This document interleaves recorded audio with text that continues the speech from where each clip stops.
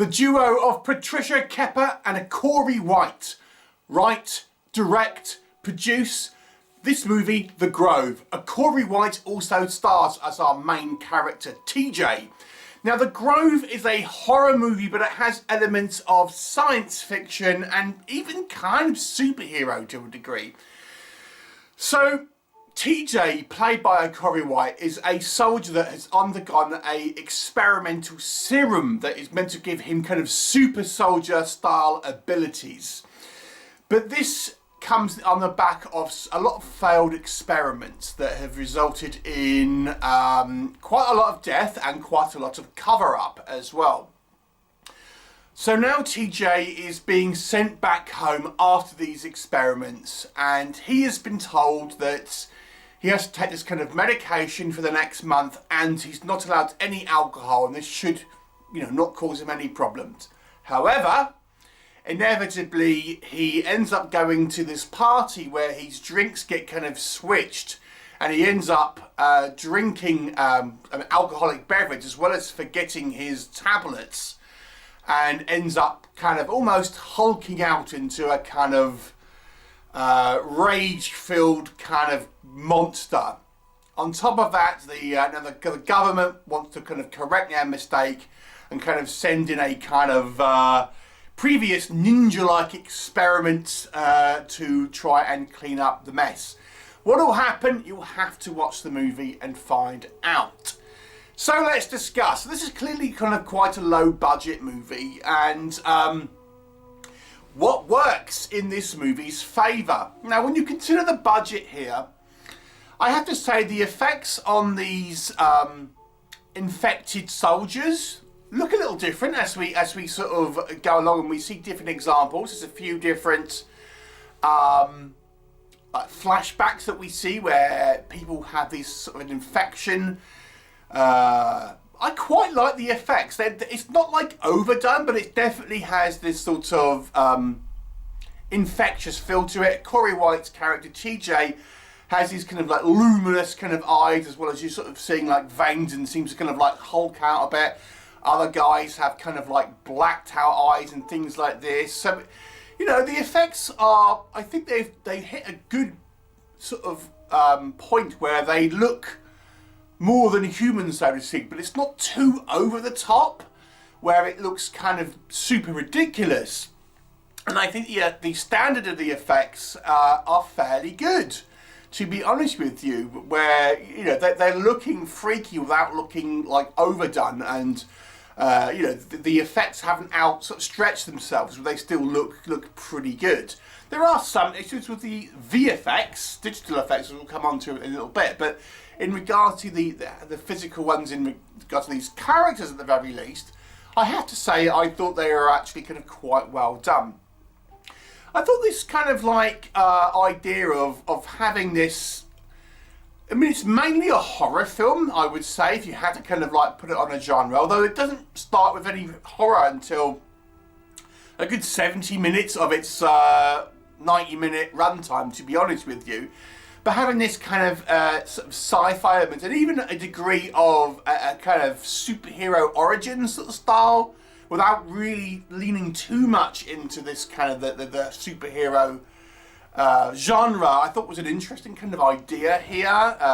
We've seen sort of examples of it before, but nonetheless, I thought it was an interesting one where it never really sort of explicitly said it's trying to be a superhero movie or anything like that.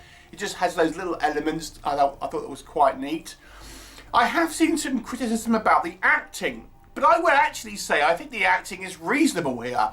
Some of the characters I think are not particularly written especially well, and the characters are made to be, or some of them are at least made to be bratty and vapid. But I don't think it's a fault with the actors, I will say. I think Acoryé White, his main character, maybe whispers a little bit too much and is a little bit softly spoken at times, so you kind of sometimes don't hear what he has to say in some sense. But overall, I would actually say the acting is reasonable here. And I think, as I say, the concept of the movie is an interesting one to a point at the very least. So let's transition to what doesn't work. Let me just touch on what I've just kind of said. So yeah, I think the acting is fine. I don't think when you're looking at this, the performances are bad, but the characters for the majority of people we see on screen, maybe with the exception of Acoryé White's TJ, seem vapid. They seem quite annoying. And they seem like people who you wouldn't want to kind of be hanging around with, otherwise you'll just be like, your head will explode after a period of time. Almost leaning into stereotypes to a degree. So these characters, I mean, I think to a degree that's the kind of the intention, for at least for some of them. But they come across as nearly all like that. And, you know, not really sympathetic, it must be said, to a degree. And as I say, I think I'll arguably say you could say a lot of these characters almost seem stereotypical. Like we have this Asian girl who's constantly like vlogging and things like this, like all of the time. We've got like a little bit of sort of forced drama in regards to the typical kind of love triangle types of situations. In fact, there's more than one. Some of the kind of the drama feels a little inflated, you know. Then some of the situations that these characters are in, I found a little bit kind of hard to swallow. I mean, this is a low budget B movie at the end of the day, so you know, could we judge it too harshly? But let me give you some examples. The fact that this character of TJ is part of this kind of military program where he's taking a somewhat experimental serum, and he is told he has to, for the 1 month at the very least, he's not allowed to drink and he's got to take these pills.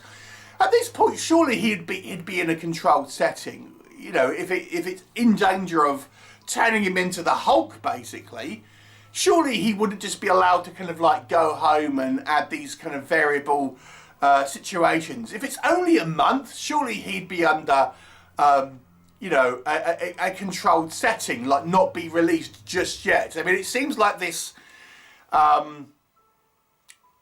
serum was somewhat voluntary. He wasn't forced into taking it. He agreed to take it. So therefore, surely the protocols would be he would at least be, while still in this danger zone, under kind of some sort of controlled setting or supervision or something like that. But no, you know, he's just allowed to kind of like go home, and inevitably things kind of get messed up. So that seemed kind of weird. Then they kind of go, you know, he goes and sees his fiancée, and then they bring like another couple who then brings like a bunch of other people.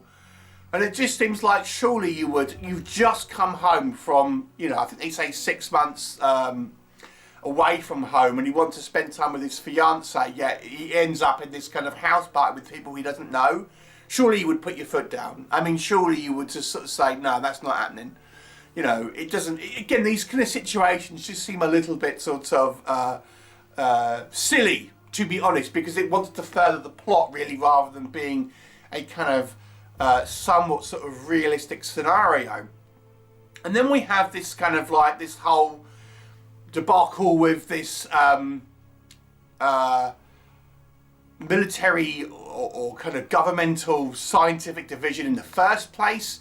All this kind of like, you know, we see all these mistakes that happen in these kind of flashbacks. And again, you're thinking, well, there seems to have been there seems to have been this cover-up where you know, people have used kind of unscrupulous means to hide their mistakes. But again, how have they hidden these mistakes? You know, there's people who have been killed, but there seems to have just, no one's asked any questions about it, and things like this. And then I've got to say, we get to the end of the movie, and we get to, without sort of spoiling anything, and we're introduced to this kind of, this new character of this sort of robot ninja, for the better. Or it seems to be like some type of enhanced guy, super soldier, but with some type of sort of like cybernetic enhancements. They've literally used a mask that you could buy off Temu to kind of make this look, you know, put this on this guy, and he's introduced without any sort of he just comes out of the blue in the kind of the last 20 minutes of the film, I would say. without any introduction prior to that. And then they've used these really sort of quite cheap VFX, like digital effects in regards to him.